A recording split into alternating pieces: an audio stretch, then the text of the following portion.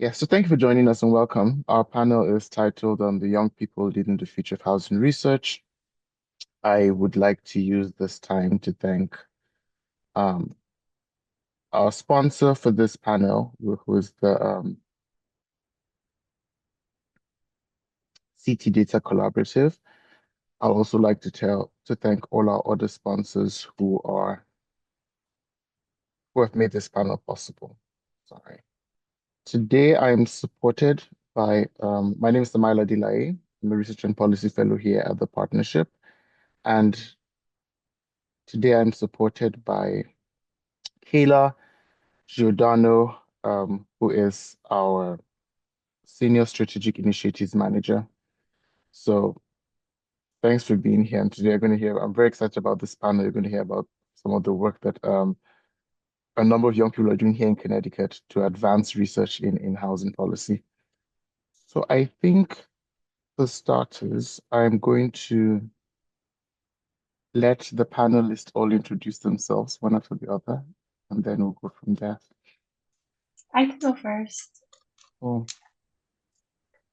Hi, everyone. My name is Nannette Garcia. I'm currently a junior at the University of Hartford. And this previous spring, I was a youth fellow with CT Data Collaborative, did really meaningful to me housing research, and I'm excited to present it today. Hi, do you want to go next?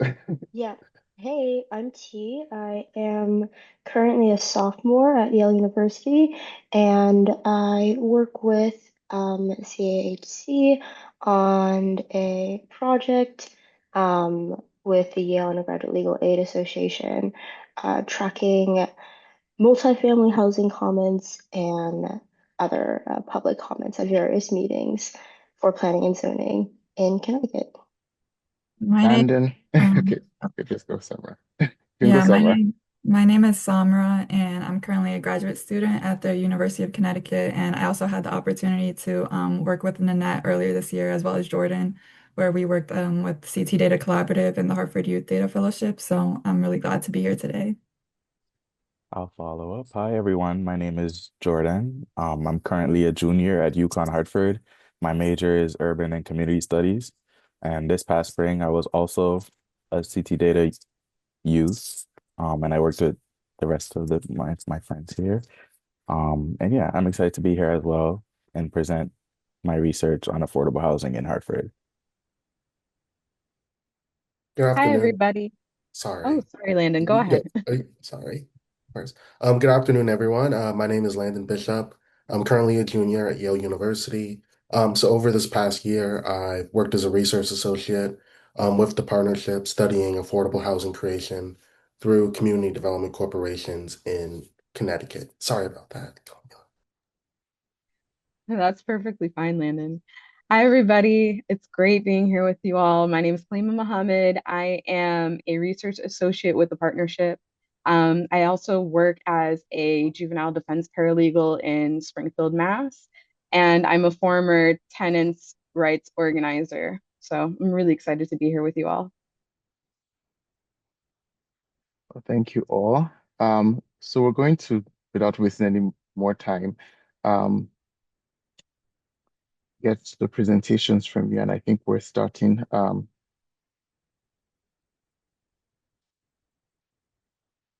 with Samra, I think, and then Jordan, Nannette, Landon, and Kalimah and T. So, Sorry, Kate, do you have the slides? Okay, thank you. Okay, so as I said, my name is Samra, and earlier this year I did a Hartford Youth Data Fellowship with CT Data, and my project was focused on homeownership in Hartford, which was inspired by my own family's experience here in Hartford, because when they first came to America, they lived in an apartment together, and when they were finally able to afford it, they bought their first home right here in Hartford. And that's a big goal for many of my family members, as well as other families in America, because it's a goal that represents belonging and a better step towards a better future.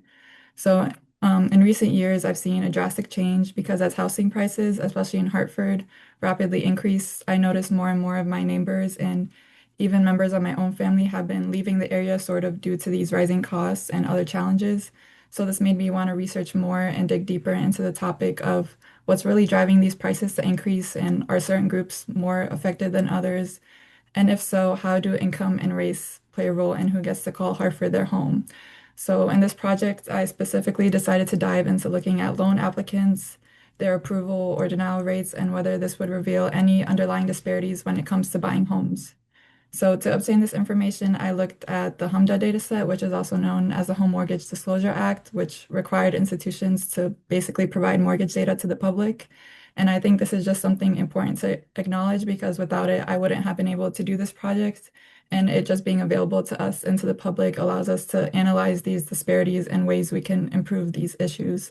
So it's not important for just policymakers and governors, but also for researchers and Hartford Youth Data Fellows like myself and the rest of my peers doing their projects. So to get started, I wanted to analyze any differences between changes in household income and changes in property value, especially in my own neighborhood that I grew up in.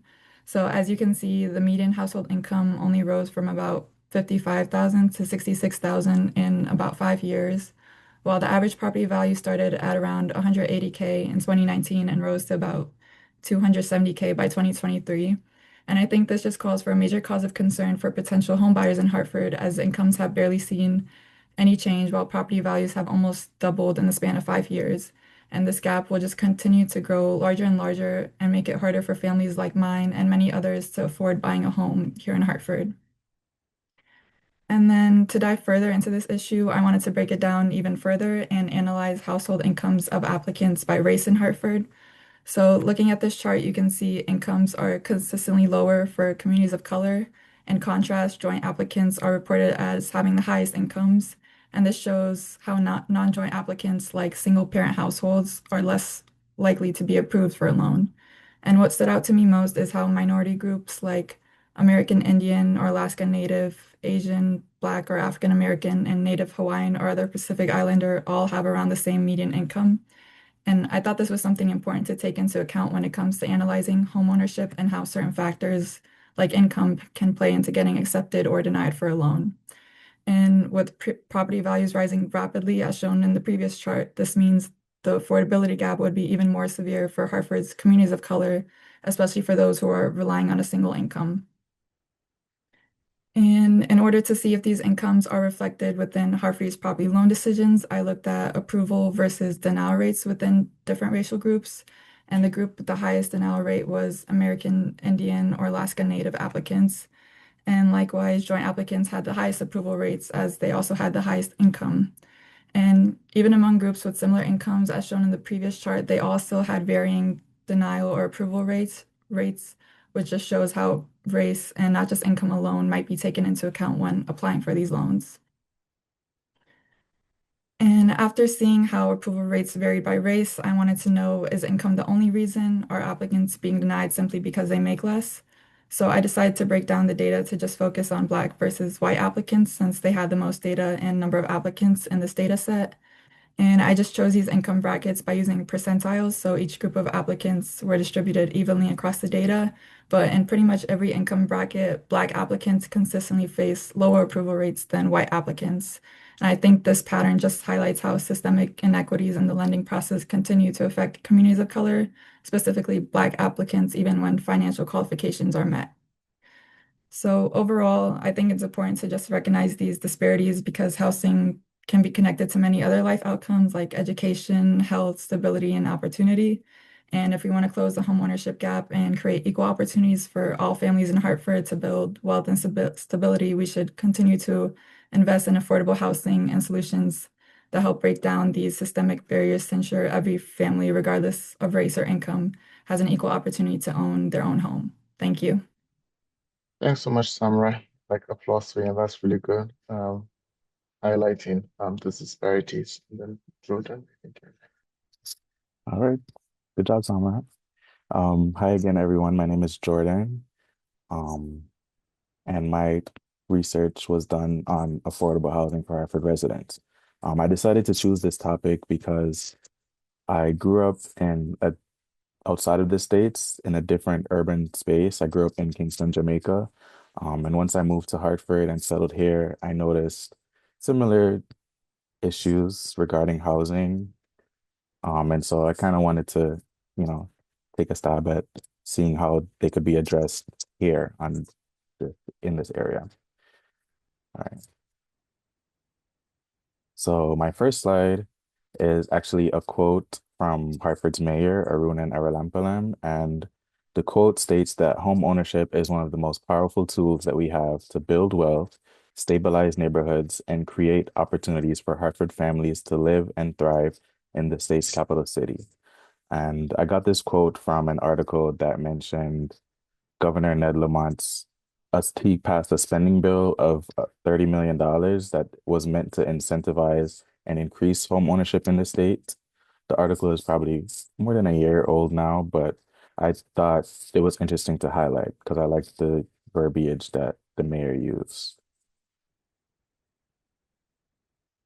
All right, so my first piece of data that I would like to present is a map of the median building age in Hartford neighborhoods.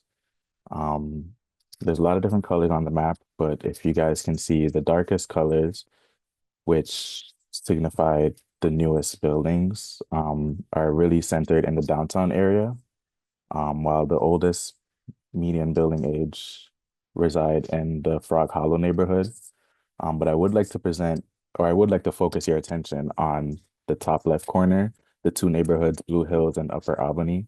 Those will be the two neighborhoods that I focus on my project and kind of highlight the disparity that you can see despite being, borderline neighbors, that they have a bit of difference in their housing classification and condition.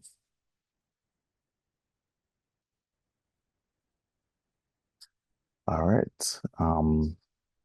So this renter owner graph, it shows that it's kind of a classification of the households in both neighborhoods.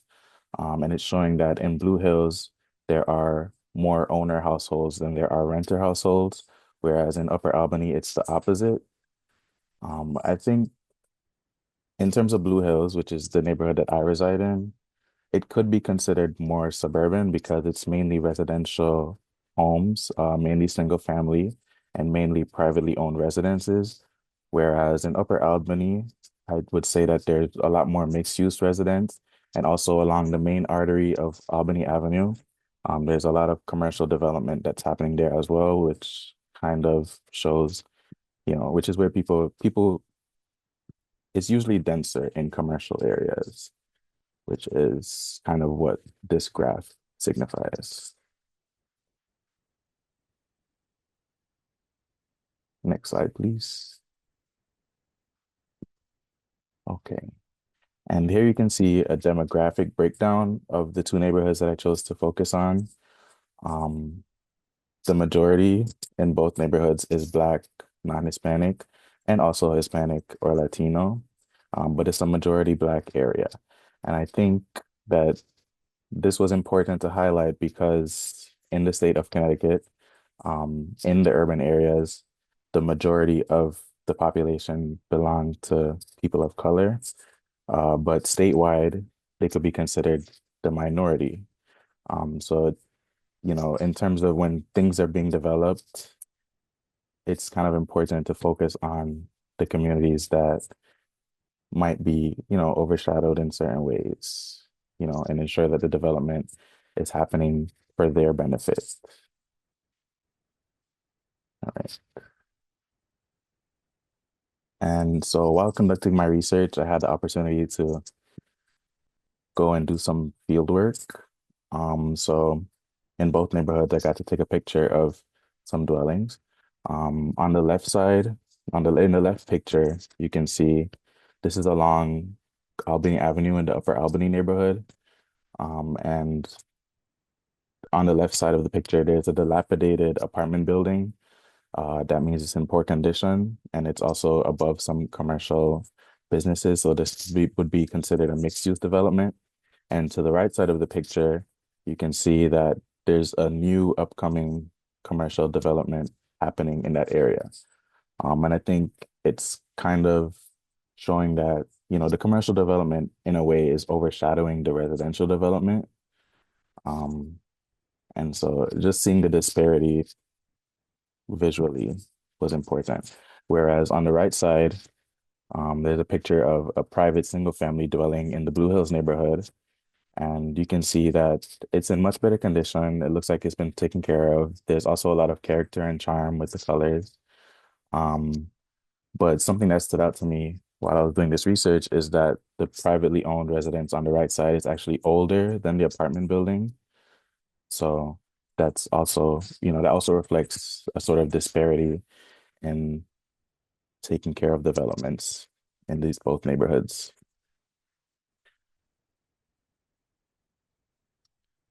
All right, so to conclude, um, I would like to say that growth is exciting to witness, and in Hartford, the growth has been exponential in the last few years, especially since I've been here. However, I think that if the residents are truly to thrive, as Mayor Arunan said, then it would be best to remember those who might need help facilitating their own growth. That is, getting access to basic needs such as housing. And that includes marginalized communities like Black and Brown individuals and queer people. Um, so yeah, affordable housing is good, but also renovation and rejuvenation of already existing neighborhoods is important as well. And then this final question is that how will the current owners and tenants of Hartford be protected from things like rent and mortgage increase and eviction as the city develops before our very eyes? Thank you.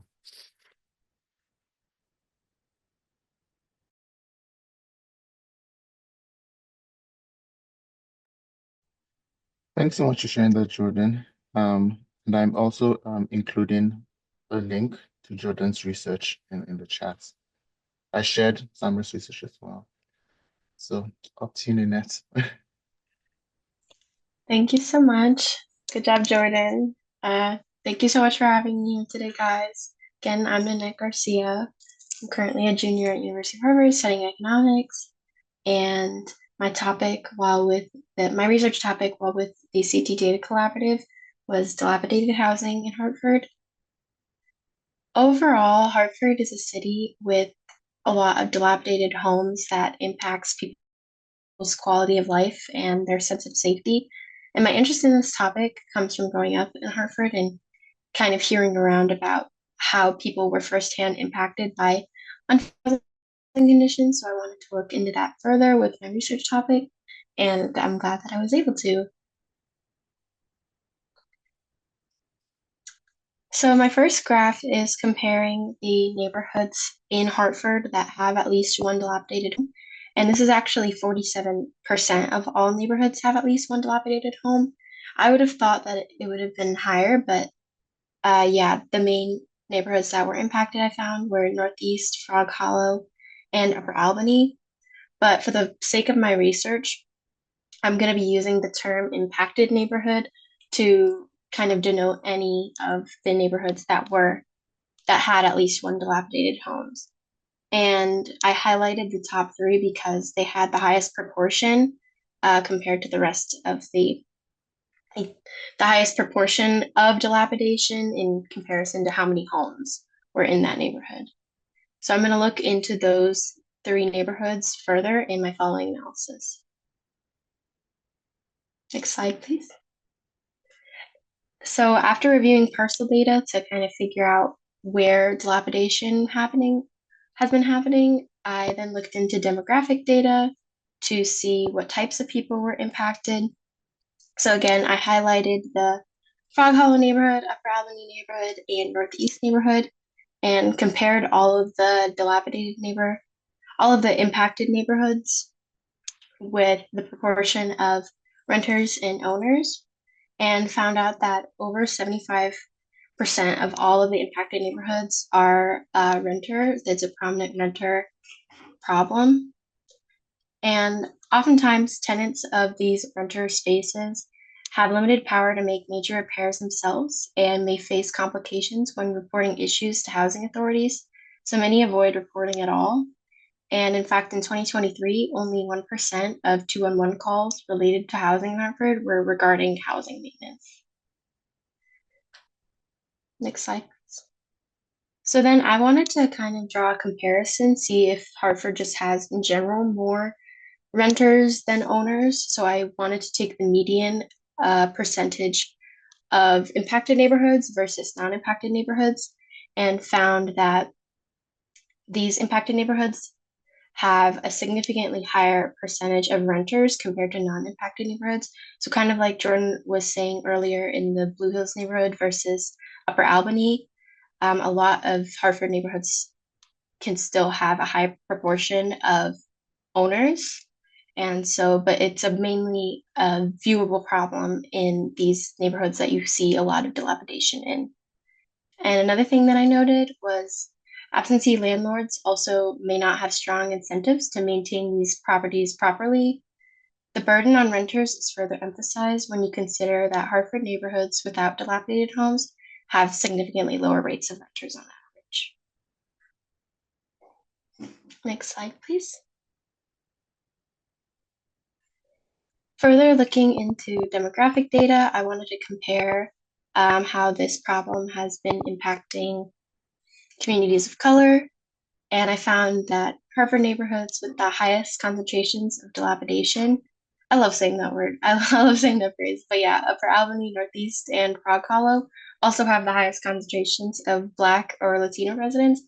So as you can see, stacked by amount, Upper Albany and Northeast have proportionally higher Black residents, and Frog Hollow has the highest proportion of Hispanic or Latino residents out of these impacted neighborhoods.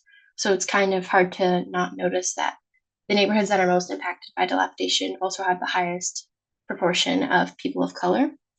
Marginalized communities face the effects of systemic disinvestment by a lack of adequate private and public sector investment.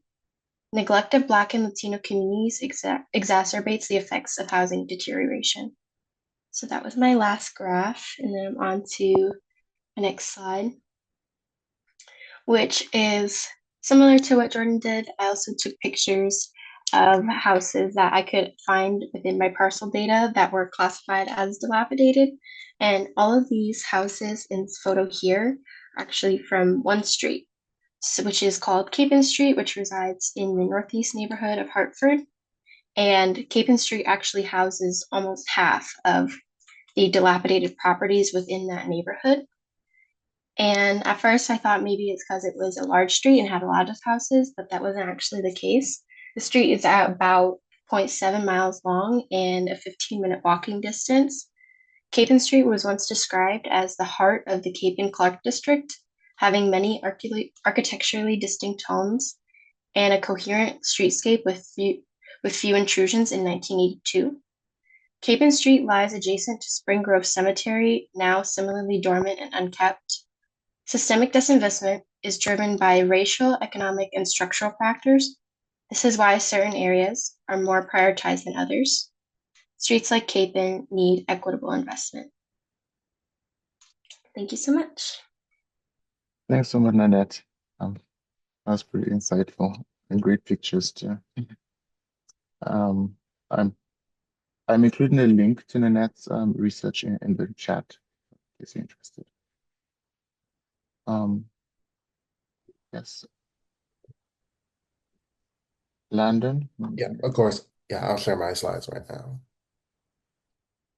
Hi, everyone. A great job, Nannette. Nice to, I guess, introduce myself again. My name is Landon Bishop. I'm a junior at Yale University, and I studied the role of community development corporations in addressing the affordable housing crisis in Connecticut. Specifically, I had done a short documentary project for the Greater Detroit Development Corporation about a year ago, and I was really inspired by the people there and the work they did, and I wanted to understand what exactly a community development corporation was and what was their scope of work. So a little bit about community development corporations. Essentially, they're community-based organizations that focus on serving a certain geographical area, usually in the form of economic development and affordable housing creation. So while Connecticut has no formal definition of what a CDC is, usually I was able to use data from Massachusetts, which does have a formal definition. And essentially, these distinct features that define a CDC are community-led boards and representatives, usually from the immediate geographical area, focus on a particular geographical area, and also a blend of private and public support that comes from both sponsors as well as ordinary people like you and me giving donations. And specifically, CDCs really arose around in the 1960s, particularly around New York, to combat poverty in a number of communities. So, a little bit about Connecticut's housing context. There are about 169 CDCs throughout the state, and they bring in about $120 million annually in revenue and hold about $99 million worth of assets. And they're extremely important in, I think, the upcoming conversation about how Connecticut will meet additional affordable housing units in the coming years. About 90,000 will be needed. And so it's important, I think, to consider how community development corporations fit into that question. So the three case study organizations I focused on were the Greater Dwight Development Corporation in New Haven, which is about zero point 0.6 miles away, so a walking distance from Yale University. The Norwich Community Development Corporation, located, of course, in the city of Norwich, and LISC Connecticut, which is a community development corporation, but more accurately, it's defined as a community development financial institution, so a CDFI, which basically more so gives out grants and financial support to smaller CDCs, such as GDDC and Norwich. So a little bit about the geographic context in particular. So the Dwight neighborhood and the GDDC operates at basically a neighborhood scale. So a much smaller population, around 7,000 almost, and around 58% of people who live in the Dwight neighborhood are classified as low income. While Norwich is a city operating scale where with about 40,000 residents, where about 39% of people there are cost burdened. And I really wanted to have this sort of dichotomy between like a neighborhood scale and a city scale versus LISC Connecticut, which is also like a statewide operating scale.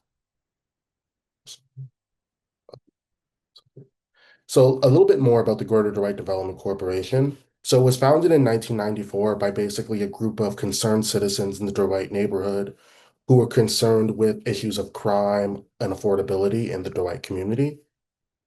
And they've had a long-lasting and successful partnership with Yale University, and this has led them to embark on a number of initiatives with their support, such as a Dwight Place shopping center, so that's where the Stop and Shop is around New Haven, as well as a home buyer program subsidized by Yale University, which incentivizes Yale employees buying homes within the Dwight community as well as the surrounding community, as well as subsidized housing for teachers and educators as well.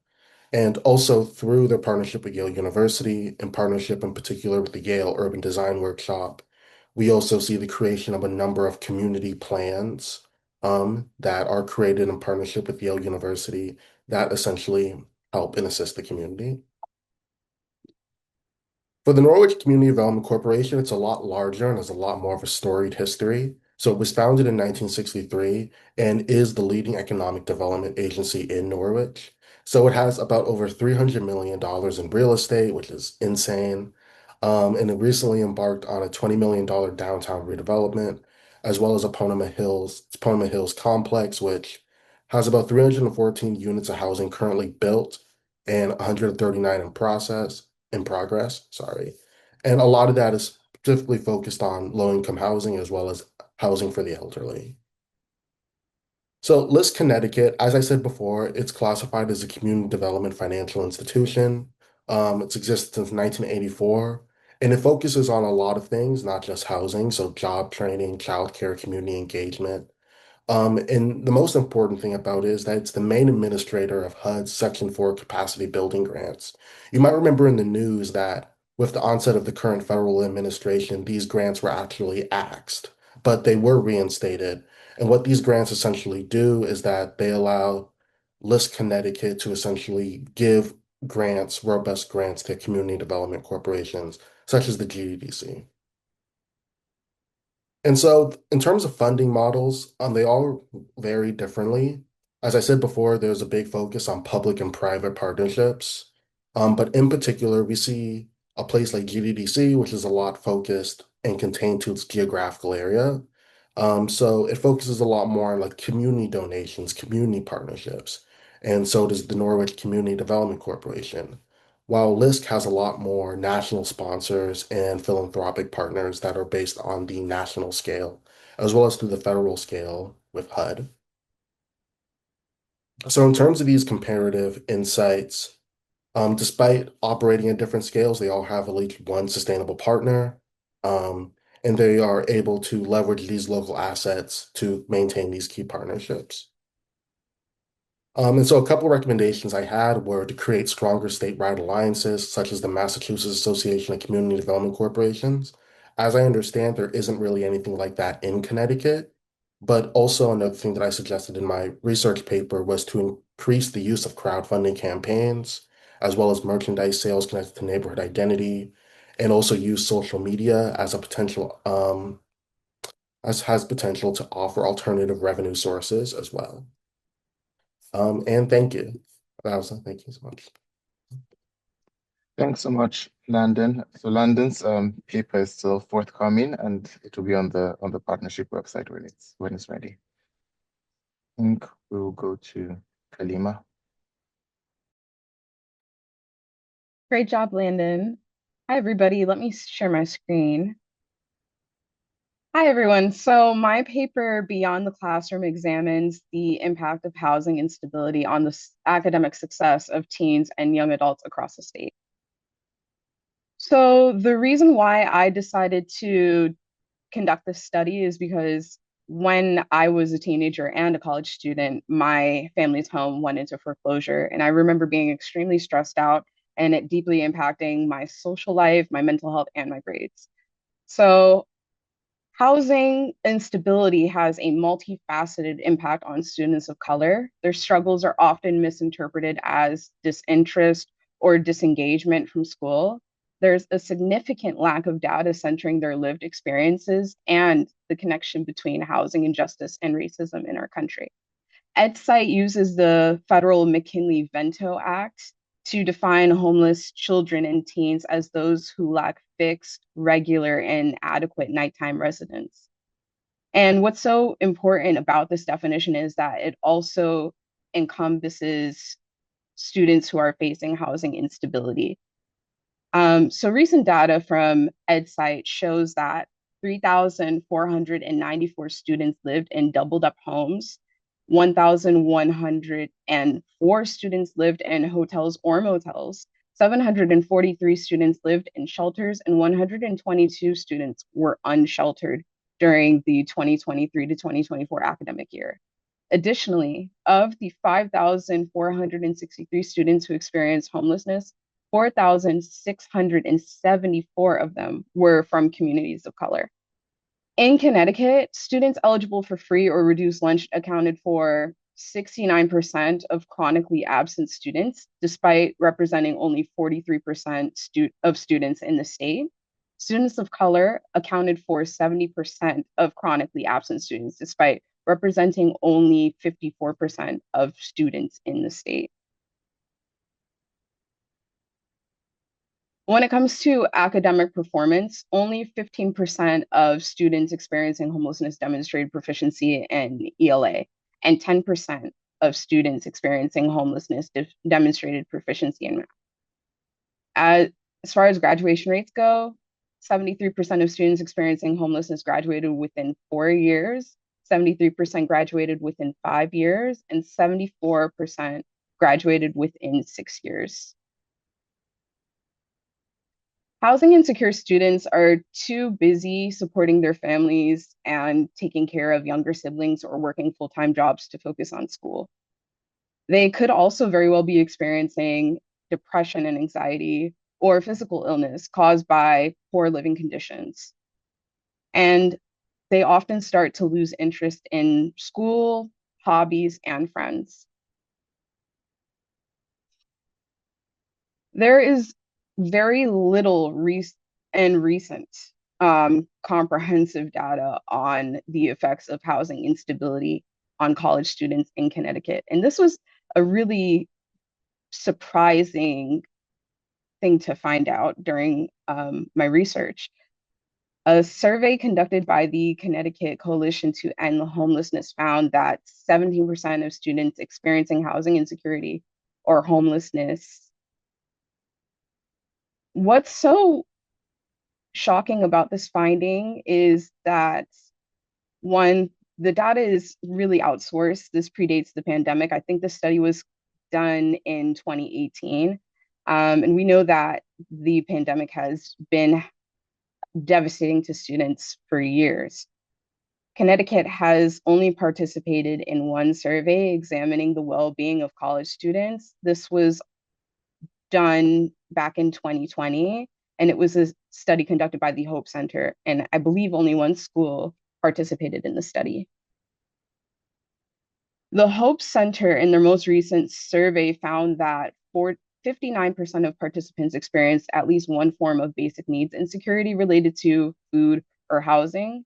75% of Black and Indigenous students reported facing housing or food insecurity, compared to 55% of white students.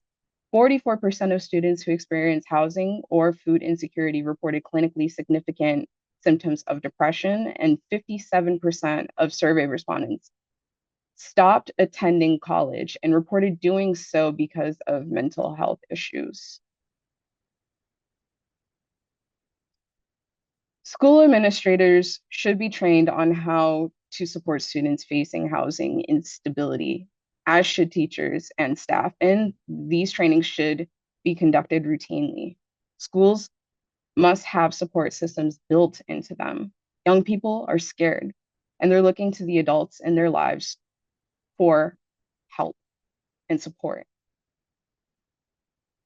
Any solutions towards supporting students who are facing housing instability must be grounded in equity. We can't have solutions without acknowledging the systemic racism that shapes current housing policy in the state. Students and advocates should be given the resources and the platform to lead fair housing initiatives, and mental health must be integrated in learning. Lastly, in conclusion, it's the state's responsibility to prioritize the needs of Black and Latino youth. They have the hardest time accessing resources. If policymakers and school administrators wish to address educational segregation, they must prioritize housing stability, fund targeted support programs, and center these improvements around the voices of students. Thank you very much, everybody. Thanks so much, Kalimah. Kalimah's report is in the chat, and she has another one coming out soon. So watch the partnerships page for what's to come next from her. Thank you so much. E? Perfect. Should I share my screen? All right, so just to introduce myself briefly again, I'm T. I am currently a sophomore at Yale University, and I've been working with Partnership for Strong Communities for the past year or so on this project with the Yale Undergraduate Legal Aid Association on doing sort of a multifamily discourse analysis alongside three other Yale students. So just a little bit about what brought me to this project in the first place. I'm from San Jose, California, the city with the highest rate of youth homelessness in the US, and a city that has also encountered the problem of homelessness for the past few decades or so, even more strongly. And there's been a lot of pushback, at least from the areas that I'm from, against multifamily housing because people have stigma against homeless people, or people want to maintain the character and nature of their neighborhood. So I was really curious as to whether some of these problems around multifamily housing existed in Connecticut as well. So the problem essentially was that decisions regarding housing development in Connecticut and beyond are made at the municipal level.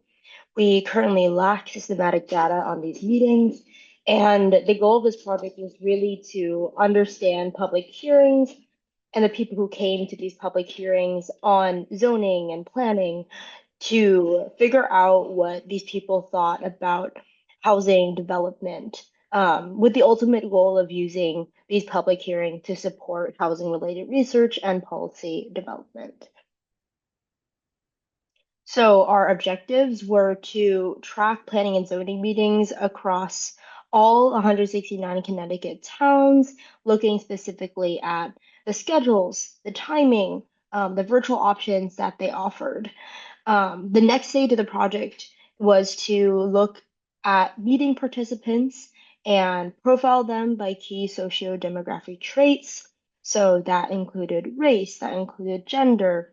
Of course, all these things did sort of have the general air of us having to qualitatively assess exactly what these meeting participants were, but that's sort of something that we've accounted for within our general data.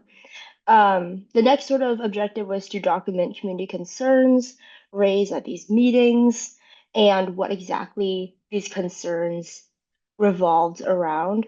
So if somebody was going up to a meeting and was concerned about a unit being built in their area, we'd categorize their concerns into concerns about the environment or traffic or pedestrian safety or preserving the nature of the neighborhood and the character of the neighborhood. And the last two things were sort of to just analyze housing discourse. How did people respond to these concerns? What sort of concerns were most commonly brought up? With the ultimate goal of building a research foundation for the ongoing study of local housing politics and local concerns about housing. So the first part of the project was tracking municipalities and what they offered in terms of meetings. So, as I said before, we tracked meeting times, locations, virtual availability of these meetings. We found that there was a good balance of towns with and without virtual meetings.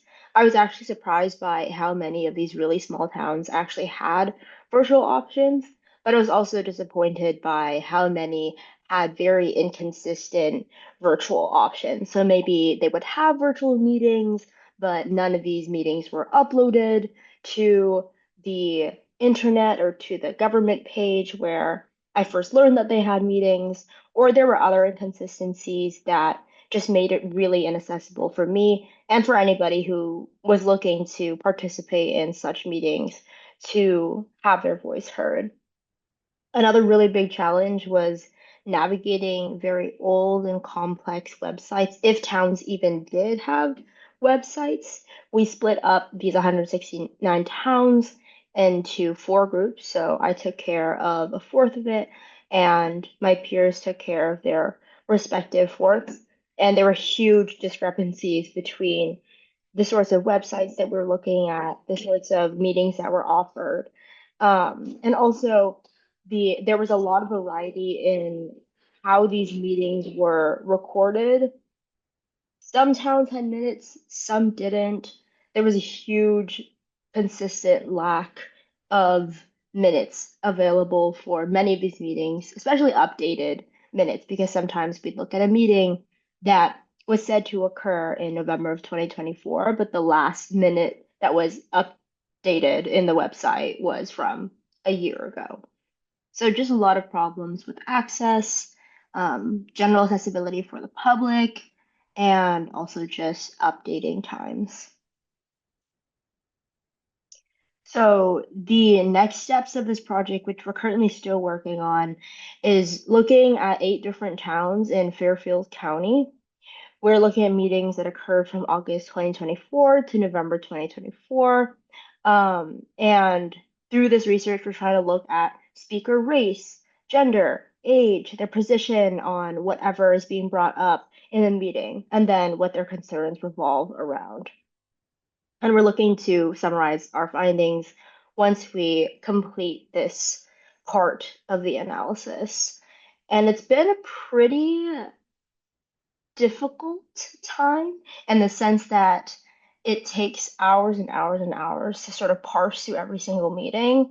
For example, I worked on a town over the summer, and it probably took me around like 25, 35 hours to go through all the meetings that were offered virtually from August 2024 to November 2024 and try to understand like what these speakers were concerned about. And you can sort of peek at the huge spreadsheet that we've been working on, and how we've split up the work between people. So I don't know if you can see my mouse, but I was doing Bethel, the town of Bethel, and I was looking at what sort of development types they were talking about in these planning and zoning meetings, what sort of housing type, and then what the speaker demographics were. So a lot of like white speakers, which is also a discrepancy we found in places even where there was diversity in the racial demographic of the town, speakers would primarily still be white. And then their gender, their age, their position, and then also the concerns that they had about the project. So that's ongoing work that we are going to be finishing by the end of this semester. And that's it. Thank you so much, everybody. Thanks so much, Thee. Thanks to all of our panelists for the interesting work you're doing. I would like to start us off with a simple question. For many of you, you were either fully in school, you had another job, or all of the above, and then you still managed to move forward on this project. What was that like managing time to work on this? I don't know if anybody wants to share. I would say it was definitely stressful. Just speaking for myself, was taking 16 credits at school plus working with the CT Data Collaborative for 3 hours a week. So it was kind of like I was taking 19 credits, but also working on campus and working off campus. And I found that my days just became very, very structured around like school or my project. But in the end, it was almost effortless to make sure to finish the project because it was so significant to me personally, and I was interested in the insights that it would tell me. So yeah. Yeah, I'd like to bounce off of what Nannette said. It does take a bit of a toll on you to juggle three things at once, but I think for me, what keeps me going, I guess, is my passion for, the research that we did. I think the first half of our internship was mainly workshop based, so we were learning how to analyze data and how to, kind of set it together and then present it, and the second half was putting everything together. So it did feel like an extra class, but it was exciting to learn, to learn new things and, to have great peers by my side as well. It was a good time, so it didn't feel as much as a burden as it may seem, you know. But yeah. Yeah, I would say I agree with both of you guys. I was taking like 16 or 17 credits at the time too. And like this internship always came after all my classes were already over, but it just made my days very long, but it always gave me something to look forward to even after my classes ended, because I would get to see like all of you guys and my peers, which I was always like looking forward to. But it didn't really feel like a internship or a job or anything like that, because it was actually something I was like interested in doing. It just I don't know. But yeah, it was just a fun project. Nice. Something Something's going on there, but thanks for that. I really wanted to get to this before anybody has to leave. But based on the work you've done, is there any what do you think the next step should be if someone wants to pick up from um where you've left off, right? What would be the next project you think based on what you found or what you looked into as part of your project? Um, sure. I guess I could go. I think what immediately in my research paper, I talked a little bit about how the federal budget cuts from the current administration would affect some of the funding that goes toward community development corporations. And I think when I was writing and completed my paper, the issue was that at the time there wasn't a ton of information. Um, and we didn't really know at the time specifically how those CDCs would be impacted. So I think building off of this project, now that we've had a couple months, where a lot of this, as we've seen a lot of this federal funding and nonprofit funding has been cut, seeing the effect on CDCs in terms of their operation, I think would be really important. I would say regarding my project, the most important next step would be funding, getting funding and state-backed support to conduct a survey on the mental well-being of college students across the state. Um, Connecticut has some of the best schools in the country, and it also has such a diverse demographic, and students' needs are not being met. Students' needs weren't even captured before the pandemic, and we know that life has changed drastically since then. I also think that the next step would be um, encouraging school administrators to really center mental health in education and not just looking at education as a means to go to college, but really as a means to heal and as a means to for young people to learn how to take care of themselves, how to ask for help, what support avenues to seek out if they're ever in need. I think something that would be interesting to kind of follow up on my research, I talked a little bit about how it is such dilapidation, at least in Hartford, has such a detrimental impact on renters. And I kind of wanted to dive deeper into the demographic and like kind of like what he was doing, profiling of property owners pretty much of those renter apartments and see how many of them are like in-house landlords, how many of them are out of state landlords, in state but not in-house, and kind of compare that would have an impact on dilapidation.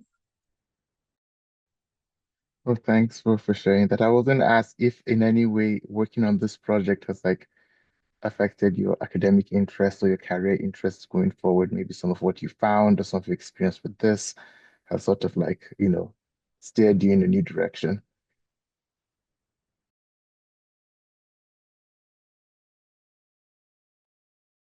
For me, it's really re-solidified my long-term goal of becoming a legal housing advocate and going to law school.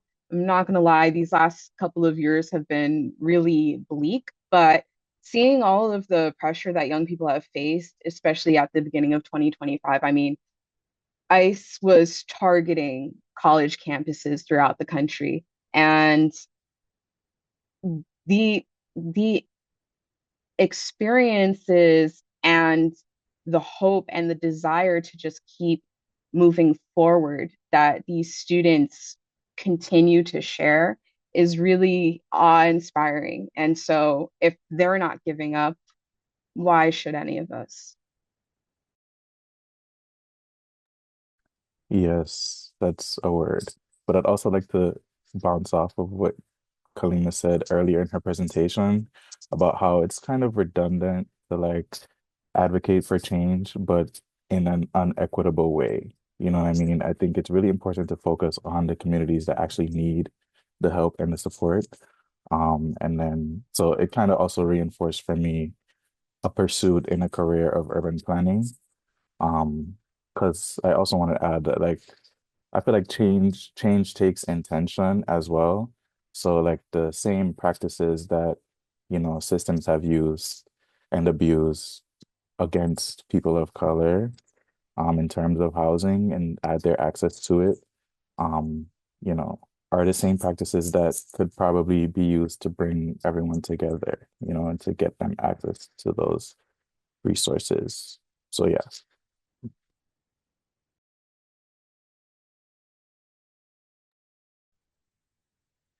Well, thank you all. I think we're almost out of time, but I want to say thanks to Nannette, Jordan, Dee, Landon, Samra, Kalimah. Thank you for the work you're doing. I think we won't have enough time to break down how much challenges you might have gone through and how you worked to fix them and like bring up these amazing projects. And for those of us still waiting to see, I'm super proud of of what's going to be published in the coming months.